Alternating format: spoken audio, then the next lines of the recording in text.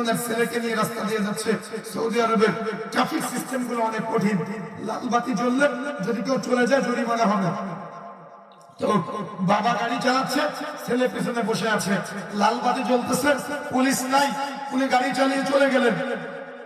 পিছন দিক থেকে ছেলে বলতেছে যে আব্বু লাল বাতি জ্বলতেছে, আপনি যে চলে আসলেন।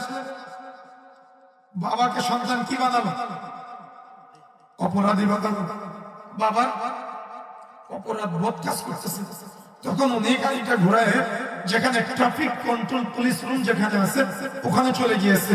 যাওয়ার পরে উনি পুলিশ অফিসারকে বলতেছে যে অমুক ট্রাফিক সিগন্যালে লাল বাতি জ্বলা সত্ত্বেও আমি গাড়ি চালিয়ে চলে এসেছি, আমার জরিমানা করেন। তো পুলিশ একটু আশ্চর্য হয়ে জিজ্ঞাসা করতেছে যে ওইখানে কোনো ট্রাফিক পুলিশ ছিল না, সে জরিমানা করতো, আপনি আমার কাছে কেন আসতেন?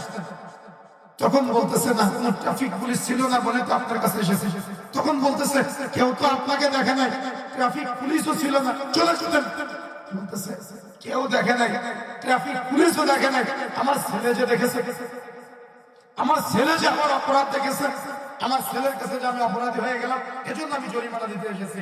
প্রিয় ভাই, সন্তানের কাছে অপরাধী হয়েন না, সন্তানের কাছে গুনাহগার হয়েন না, স্বামীর কাছে স্ত্রী গুনাহগার হয়েন না, স্ত্রীর কাছে স্বামী গুনাহগার হয়েন না। পরস্পরে নেকির কাজে সহযোগী হন, পরস্পরে সাদাকার কাজে সহযোগী হন।